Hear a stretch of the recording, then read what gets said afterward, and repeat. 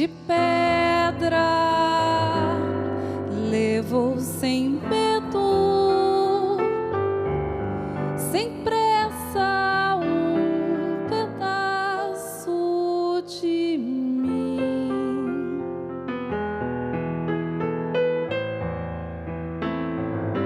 Cavou minha pele, meu braço, levou meus olhos. São minhas pernas, um traste de ossos. Quem tortura assim?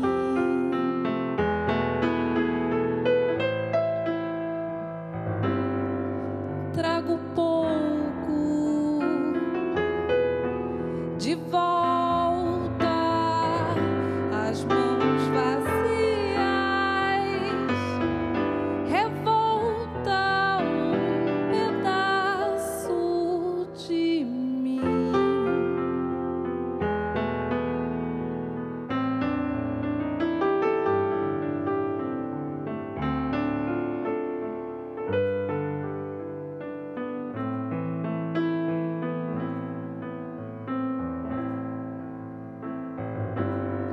Rasgou meu corpo de pedra, levou sem medo,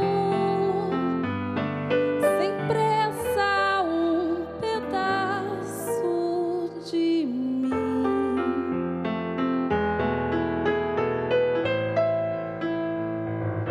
Cavou minha pele, meu braço, levou meus olhos. São minhas pernas, um traste de ossos.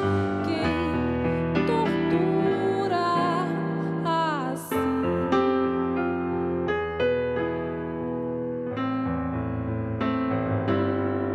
Trago pouco de volta, as mãos vazias. Revolta, um pedaço de mim.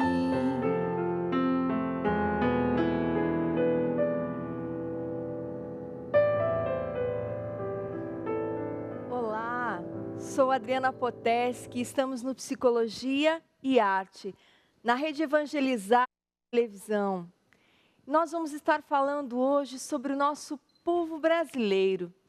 Nós sabemos o quanto a história de uma nação pode interferir no comportamento das pessoas, no comportamento de um povo.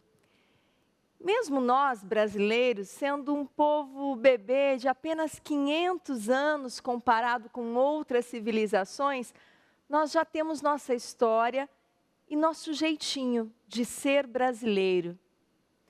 Para falar sobre esse tema, nós estamos hoje aqui com Tiago Amorim, professor. Seja muito bem-vindo. Obrigado, Adriana. Agradeço o convite. Obrigado mesmo. Que bom. E também com a belíssima voz e contextualizando a arte, Karina Souza. Muito bem-vinda. Obrigada, Adriane. O prazer é todo meu. Obrigada. Você, além de cantora, é produtora de cinema, teatro e muitas coisas que você precisa nos contar ao longo do programa. É um pouquinho, né, de cada coisa, arte contemporânea, né? Ótimo. Tiago, eu gostaria de iniciar com a seguinte pergunta. Por que um professor tem tanto interesse, você, Tiago, tem tanto interesse com essa nossa história brasileira? O que te motivou? E conversando com algumas pessoas que te conhecem, me disseram que você tem ficado bastante inquietado com algumas literaturas, com estudos que você tem feito. Conta um pouquinho para nós. Bem, tudo na vida do ser humano tem uma história, né? O ser humano é o único ente de toda a realidade, de toda a criação que tem história. Os animais não têm história, as plantas não têm história, mas nós temos. Então, as ideias, os projetos, as inquietações, as dúvidas, elas têm história também. No meu caso, eu sempre quis entender um pouco mais a relação entre a história individual e a coletiva.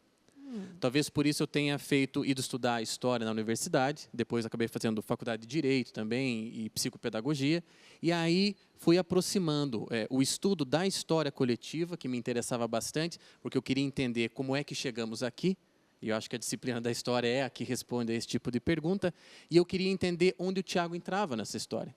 Afinal, Tiago, como pessoa e brasileiro que é, goste, não goste, ame o país, não ame o país, quem está nos assistindo agora, às vezes tem lá seus problemas com o país, ou não, ou realmente defende o Brasil com unhas e dentes. O fato é, eu nasci aqui.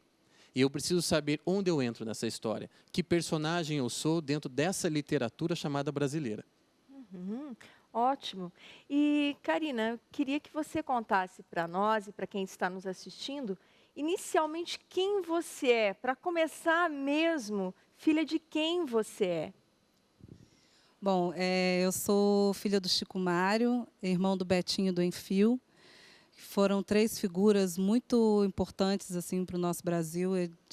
Né, na frente, os três eram doentes, assim, no sentido de eles tinham uma doença, né, que era a hemofilia, que naquela época era uma doença de vida curta, né, não tinha muita saída, né, a hemofilia é uma doença que do sangue, né, que o sangue não coagula. Então, dependendo do fator, moderado, grave, leve, ele pode coagular o sangue ou não. O caso dos três era gravíssimo. Então, assim, se eles tinham um corte, o sangue espichava e tal.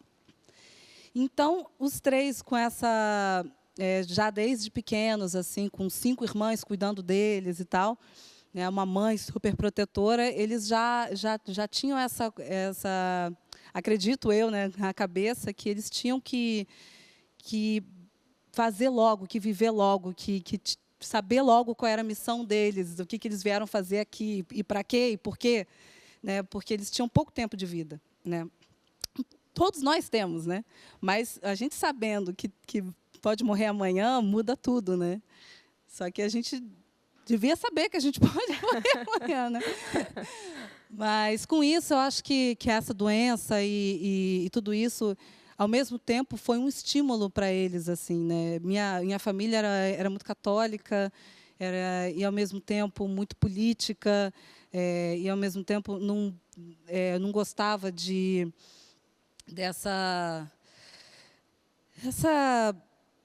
ver coisas assim acontecendo, mais a injustiça, assim, né? Eu acho que a palavra injustiça era uma palavra que incomodava muito a minha família, sabe?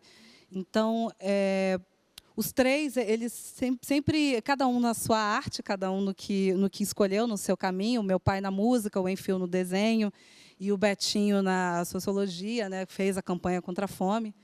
Então, os três sempre lutando contra a injustiça, de alguma forma, né? As letras do meu pai contestadoras. E essa música que você cantou é do seu pai? Essa música é do meu pai, ela se chama Terra, e ela fala muito da tortura, né? No momento político que nós vivemos, na ditadura.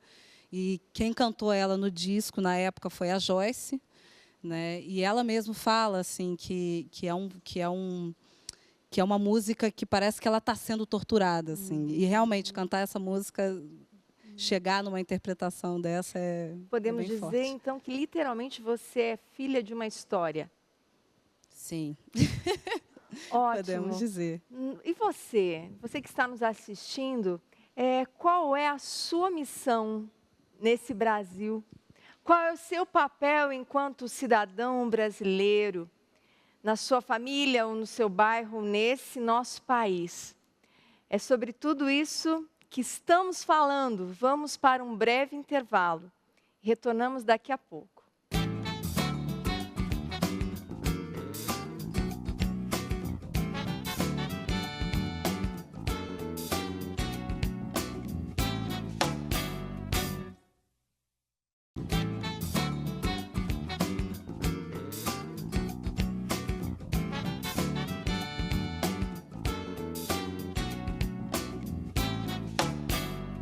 Estamos de volta no Psicologia e Arte. Eu, Adriana Poteschi, juntamente com minha parceira de palco, Janaíne Pavani, que, aliás, eu escutei elogios fantásticos de pessoas que passaram por aqui nessa segunda temporada. E não é fácil a tua brincadeira aqui, o teu papel aqui de brasileira é grande. Cada semana com um cantor diferente, com estilos diferentes e você mandando bem. Parabéns, Janaína Pavani. E estamos aqui com o tema Psicologia do Brasileiro, com os nossos convidados Tiago Amorim, professor, e Karina Souza. E agora eu queria que você nos explicasse um pouquinho, Tiago, sobre esse nosso povo brasileiro. Eu ouvi você falando ali nos bastidores sobre viagens que você fez há pouco tempo. Então fala um pouquinho, o que difere esse nosso povo do resto desse mundão? Olha, essa acho que é aquela pergunta de R$1 milhão, né? Ai. O que diferencia o brasileiro dos outros povos? Muitos intelectuais tentaram responder a essa mesma pergunta, né? Sociólogos, antropólogos, historiadores, filósofos, etc. Então, tivemos, por exemplo, um Darcy Ribeiro, que escreveu O Povo Brasileiro, e disse que o brasileiro, na verdade, era o novo romano, né? Porque nós juntamos todas as raças, fizemos um povo dessa miscigenação e tínhamos tudo agora para conquistar todo o mundo como Roma conquistara certa vez na história. Tivemos um Gilberto Freire com Casa Grande Senzala, grande obra de Gilberto Freire, dizendo que nós somos, na verdade, um povo também fruto da miscigenação, mas com uma preponderância do negro. E tivemos outras respostas para essa mesma pergunta. O fato é que é difícil responder a isso, mais uma vez, sem a gente contar a nossa história e voltar naqueles que são os pais da nação brasileira. Não somos portugueses, mas somos filhos de portugueses. Então, acho que responder essa pergunta começaria com uma investigação na história portuguesa. De por que eles chegaram aqui, por que deram origem a este país, porque nós somos fundados, literalmente, e aí investigar, a partir disso, com a ajuda da história, que povo nasceu dessa fundação portuguesa. Sim, se somos filhos dos portugueses, quais as características que nós herdamos, então, dos portugueses? Primeira, que eu admiro bastante o povo português, e acho que nós herdamos uma característica deles, que é aquela característica do vai dar certo. Vai dar certo. Isso né? é bom, brasileiro É uma tem coisa isso. assim, veja a relação que os portugueses tiveram com os índios, muito diferente da dos espanhóis. Os espanhóis, é preciso dizer, chegaram na América aqui espanhola e dizimaram os índios, né? Tiveram uma relação muito mais brutal com os povos indígenas. Os portugueses não, os portugueses tentaram lá criar algum tipo de trabalho, não deu certo, deixaram os índios e, enfim, aprenderam a língua dos índios antes dos índios aprenderem o português. Que bonito né? isso. Até o século XVIII falava-se línguas indígenas no Brasil e não português. Então, nós temos essa maleabilidade, essa acolhida, isso é bem português. Essa coisa do querer abraçar o mundo com o coração, porque o português veio num país bem pequenininho que conquistou mares do mundo inteiro. Então, isso a gente herdou deles. A gente herdou também, coisas não muito boas, um certo apego com a burocracia. Nós, no Brasil, somos bem burocráticos, né? Para qualquer coisa que a gente vai fazer, a gente precisa de 1000 carimbos, né? A gente precisa de vários ofícios para fazer, vender uma casa, abrir uma empresa, etc. Então, são muitas características, né? O gosto pela dança, um aspecto com a religiosidade, né? O português ele é mais sensualista na relação com o divino do que o espanhol. O espanhol é mais rígido na relação. Nós somos extremamente sensualistas no religioso. O que você quer dizer com sensualista no religioso, Tiago? Por exemplo, meu padinho Cícero. Ai, né? que bonito. Nós, o tipo como nós nos dirigimos ao sagrado. De uma forma mais íntima. O santo é meu amigo. E se o Santo Antônio, conheço gente aqui da TV que colocava o Santo Antônio dentro do copo d'água e dentro da geladeira se ele não cumprisse com a promessa do casamento. Então, são coisas que a gente faz e a gente herdou do português. Essa docilidade até no trato com o sagrado. Isso é coisa nossa. Desculpa rir, mas espero que não saiba quem seja a pessoa. Não vou revelar. Eu não vou revelar porque eu vou constrangê-la, mas ela está aqui. E não sou eu, antes que alguém pense, não sou eu. Não é a Adriana. Ótimo. Agora, é interessante o que você me fala dessa unidade, dessa coisa mais gostosa do português. E aí a gente vai ter que separar um pouquinho o nosso Brasil em sul, onde nós temos outros povos que trouxeram outros tipos de rigidez. Exato. Como, por exemplo, eu sou filha de polonês.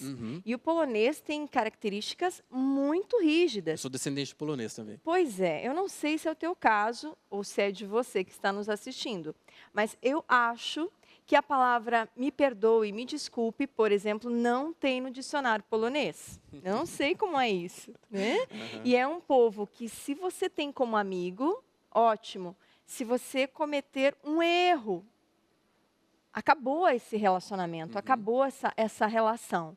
E você me fala o que, então, desse nosso sul, desse do sudeste, Brasil? né? Do sudeste para baixo, quer dizer, claro, quando a gente vai para o norte do país e nordeste, a predominância do português, né, das raízes portuguesas, realmente são bem maiores. No nosso caso, a mistura foi maior, principalmente a partir do século XIX.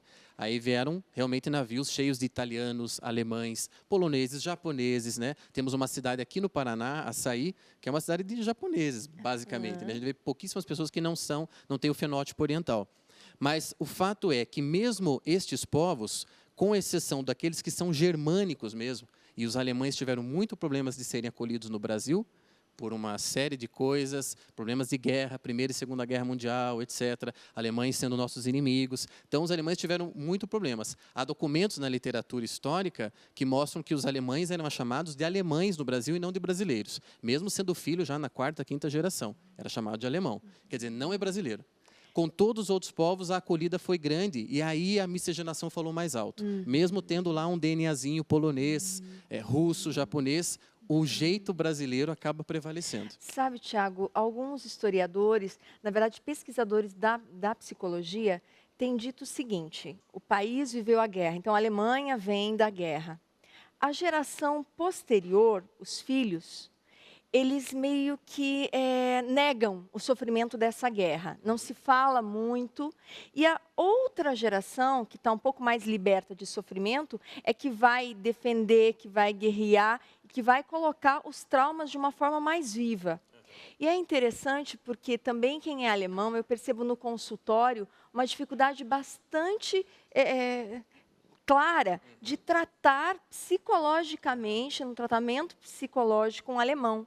Porque a dificuldade do alemão se mostrar frágil, e se você é alemão e está nos assistindo, por favor, a gente sempre diz que atrás de uma armadura, quanto maior a armadura, menor é o ratinho atrás dessa armadura, encolhido, com medo e pedindo colo.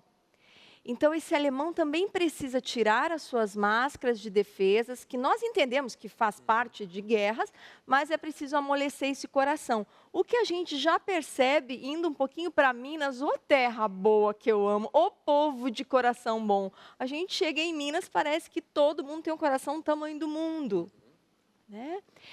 Eu queria agora, Karina, nós vamos passar um VT, inclusive, que tem a ver com a sua história, tem a ver com a história de seu pai, e aí voltamos a falar um pouquinho depois do VT. Tudo bem? Tudo bem. Vamos lá, mais um VT. Agora, havia uma rivalidade entre eles. Eu posso revelar aqui em primeira mão que havia uma rivalidade entre eles. Eu desconfio que a rivalidade era para ser o filho preferido da Dona Maria. Só que a Dona Maria, ela cortejava todos, né? Então, cada um na política, diretamente da política era o Betinho, um na música que era o Chico Mário e um no desenho que era o Enfio. Isso que os meninos têm, eles herdaram dela. Uma indignação com a justiça, sabe? Era dela isso. Ela tinha uma indignação com a justiça, com a falta de oportunidade que as pessoas tinham. Uma coisa incrível. Um pouco de uma insatisfação permanente que a minha mãe tem, que me pega, que a gente não pode parar jamais, não pode descansar jamais, toda hora tem que fazer mais alguma coisa. O papai teve uma influência muito grande, porque eu acho que uma característica de todo mundo lá em casa realmente é a simplicidade, né? Porque ele era a simplicidade de pessoa. Adorava conversar com gente bem pobre, sabe? Ele dava maior atenção. Então, acho que a influência do ser rico foi assim. E a música, né? Que ele via a música sem parar, de noite, né? E todo mundo via a música. Chorinho, então, era com ele mesmo.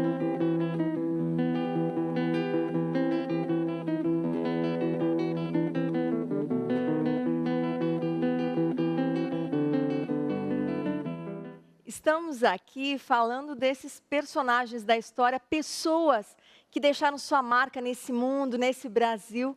Karina, me fala um pouquinho desse vídeo. Esse é um filme chamado Três Irmãos de Sangue, que foi feito pela Ângela. Esse filme é um filme que conta a história dos três, e não só dos três personagens, mas do Brasil também. É um documentário que está, inclusive, na Biscoito Fino, que está distribuindo. A TV Brasil também volta e meia passa, enfim. E esse documentário, eu e meu irmão toca piano, as músicas, geralmente a gente passa o filme, faz um pocket, faz um debate, porque é um documentário muito forte, assim, né, que aborda a vida deles, as pessoas que estavam em volta e tal. E é isso, aí agora agora você vai cantar mais uma música de seu pai. Vou cantar mais uma música, ela se chama O Homem Mais Forte do Mundo. Ótimo. E é uma metáfora sobre o homem mais forte do mundo, sobre o nosso super-homem brasileiro. Vamos conhecê-lo.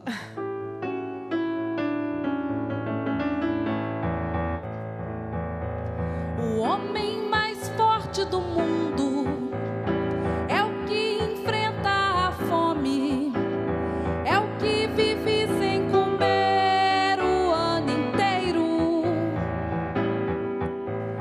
O homem mais forte do mundo trabalha dia e noite pra inteirar o salário, espreme na condução carne e osso, corre senão carro passa. Chefe despede de graça, trabalha feito um cão, dorme na televisão, depois da sopa rala e cachaça. Se algum dia quer morder um domador de leão, dá-lhe uma chicotada, mata no ferro de vara. O homem mais forte do mundo é um grande camarada. Quando descansa, precisa só 7 palmos de cova rasa. Muito bem, você é esse herói do povo brasileiro? Vamos para mais um intervalo, te espero.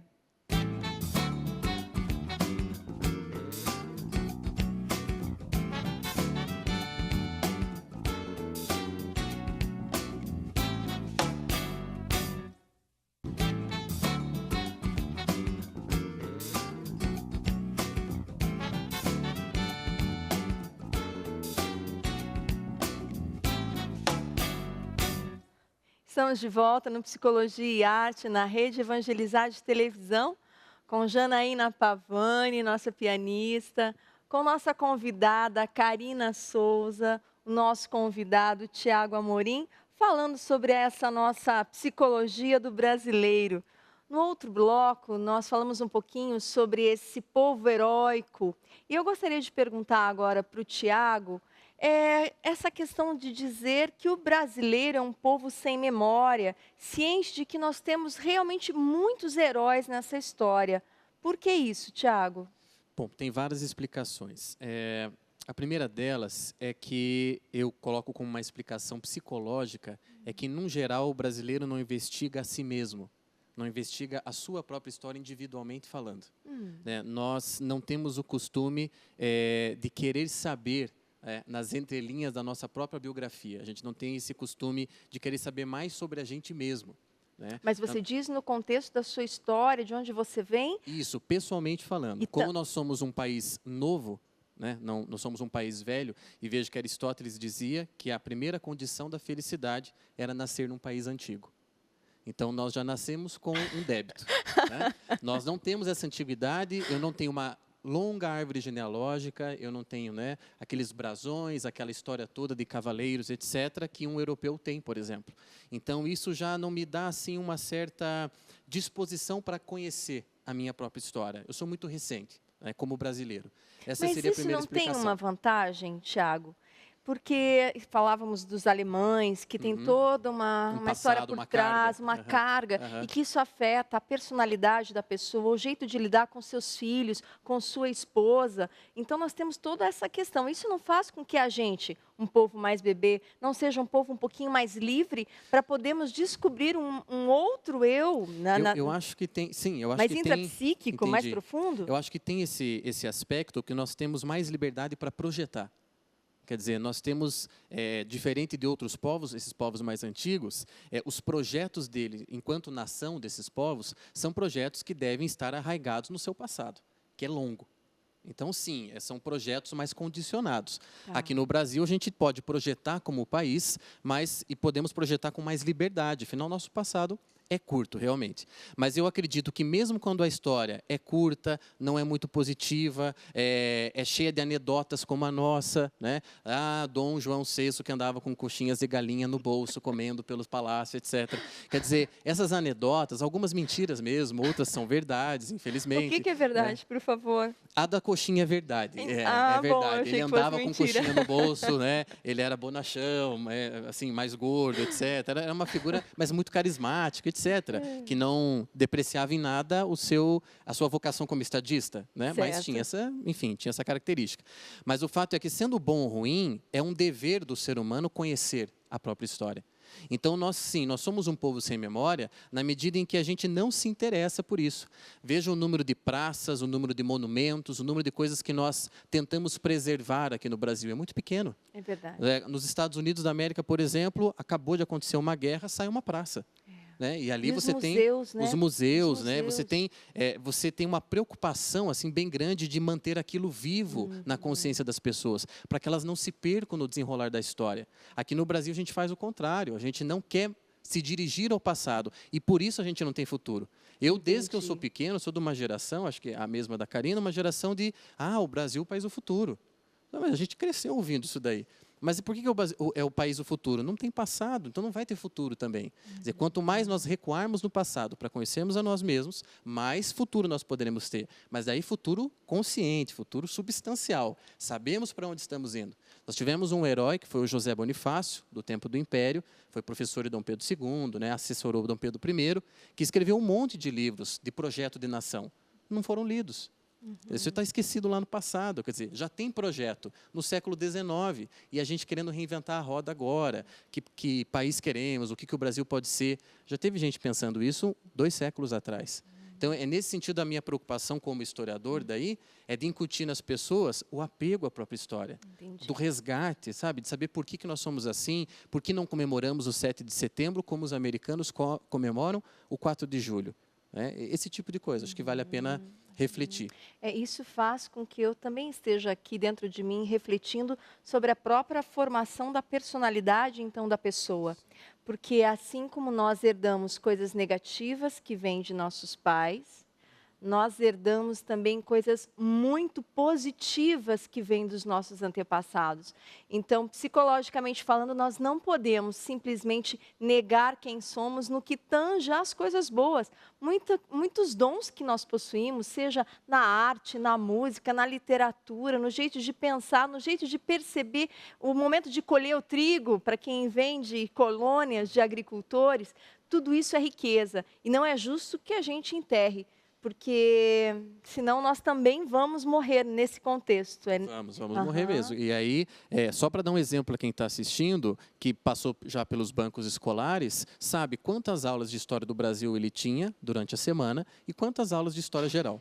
Quer dizer, a história do Brasil figurava lá 1, 2 aulas, né, dentro do mês, e a maior parte das aulas de história geral. Então, sim, há uma indisposição com a própria história.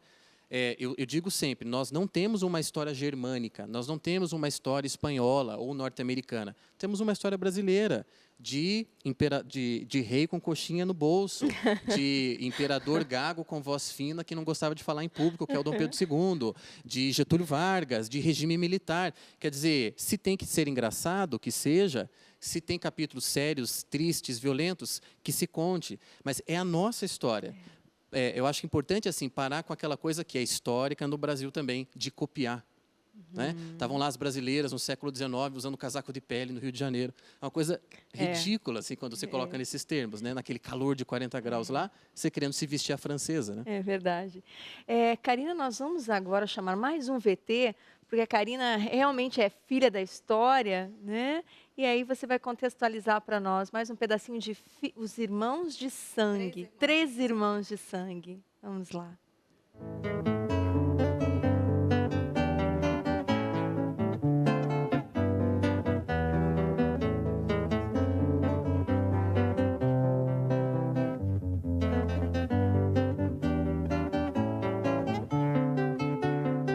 Quando ele começou profissionalmente na música, veio as Minas Gerais, né? A influência total de Minas Gerais, o disco Terra, o próprio ritmo de Congado Mineiro. Ele veio mostrando que ele veio de Minas e as influências da música mineira.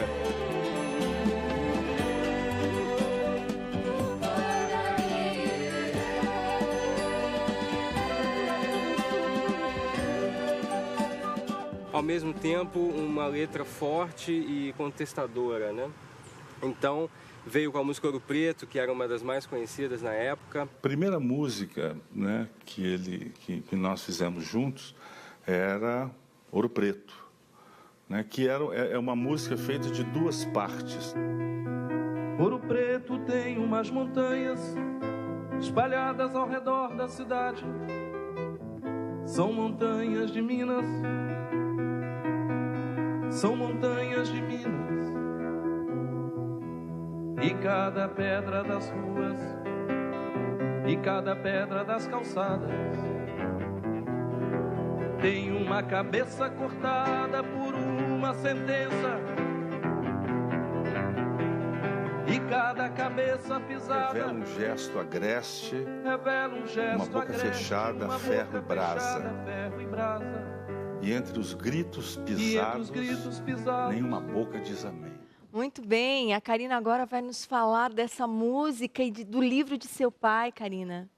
Bom, esse livro aqui é um songbook, né, que a gente fez em homenagem ao Chico Mário, né, com vida e obra dele, tem todas as partituras e tal, né? É um livro que a gente teve apoio do Sesc, né? Ele é grande, pesado. Meu pai ele fez 8 discos independentes, ele foi um dos precursores da música independente aqui no Brasil. Uau! E quando ele faleceu, ele tinha 39 anos, então ele deixou 8 discos independentes, com músicas instrumentais e cantadas, né? Como eu estou cantando aqui. Tem também... Deixou 3 filhos, era analista de sistemas... dava aula de violão de madrugada, compunha, enfim, tinha tempo para tudo. E nessa parte do filme aí que vocês viram, a música Ouro Preto é uma música muito forte, assim, né? Uma música que fala no momento de Ouro Preto, na época da ditadura também, né? E ele sempre rodeando esse lado da política, né? Aquele também que estava falando é o meu irmão e a minha mãe. Olha que lindo. Você é parecida com seu pai, segundo o Tiago aqui. É engraçado, quanto mais tempo está passando, mais parecida com ele eu estou ficando, né? Eu estou um pouco queimadinha para ser igual a ele, porque ele era branquinho de olho verde, né? Mas tem, né, a figura do rosto e tal. Muito bem. Né? Tiago, você, no momento em que estava passando o VT, você comentou uma das frases. Uma das frases? Da música. Você perguntou para ela assim, era assim mesmo? Eu achei a letra bem forte, né? Mas a preocupação por saber da condição de saúde dele era se, às vezes, né, tocando violão de aço, esse tipo de coisa, se ele não se cortava, se ele não tinha essa preocupação também, né? Porque eu que já toquei violão, sei que a gente se machuca às vezes também. Então, foi uma preocupação em relação com a saúde dele. Eu acho que ele tinha essa que você falou no início, né? Essa herança dos portugueses, vai dar certo. Eu acho que ele tinha muito isso. Então, ele fazia barba, ele agia como uma pessoa normal, vamos dizer assim. Né? Karina, eu preciso que você cante, então, mais uma música de seu pai. Eu vou cantar a música Andaime, que é uma música que ele musicou um poema do Fernando Pessoa. Ótimo. Vamos ver.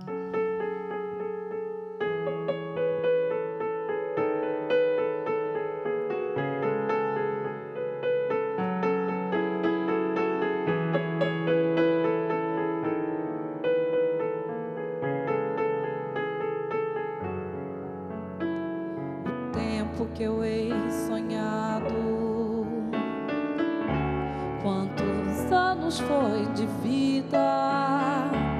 Há quanto do meu passado foi só a vida mentida de um futuro imaginado aqui à beira do rio, sossego sem ter razão. Este seu correr vazio, figura anônimo e frio, a vida vivida em vão. Gastei tudo que não tinha, sou mais velho do que sou. A ilusão que me mantinha só no palco era a rainha. Despiu-se o reino acabou.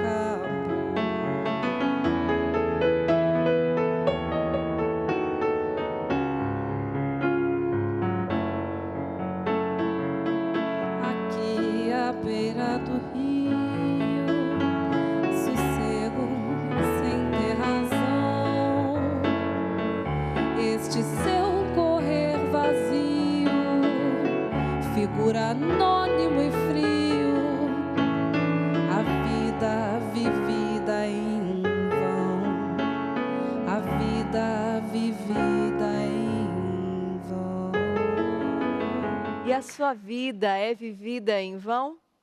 Se é vivida em vão, você tem um breve intervalo para pensar sobre isso, se reconciliar com o seu passado, para a gente poder escrever um novo futuro. Até daqui a pouquinho.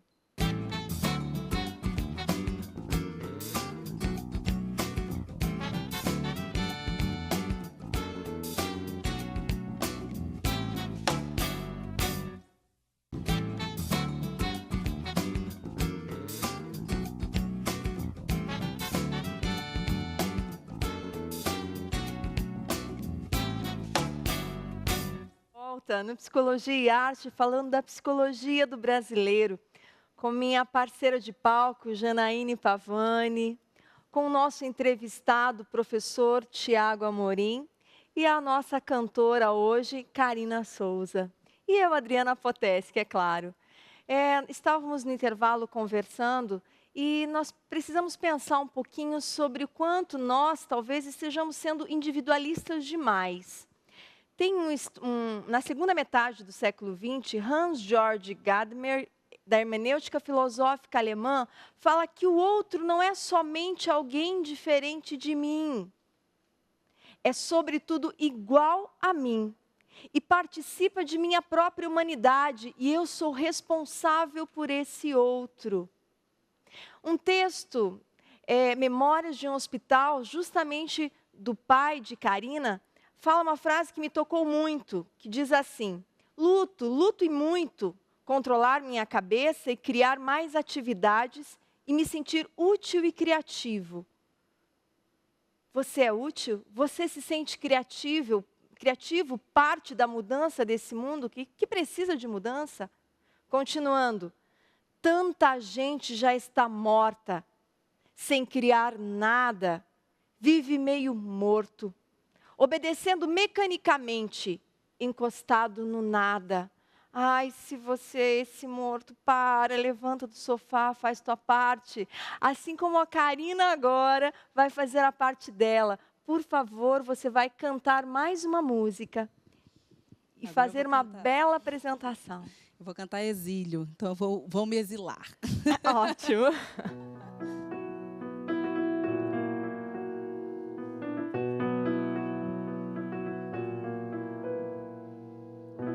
Adeus, minha terra, adeus, este chão, cheiro de conversa,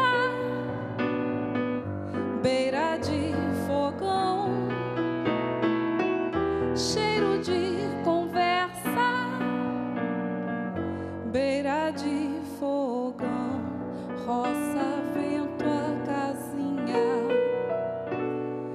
Abençoou minha vida todinha, suas redes em embalou.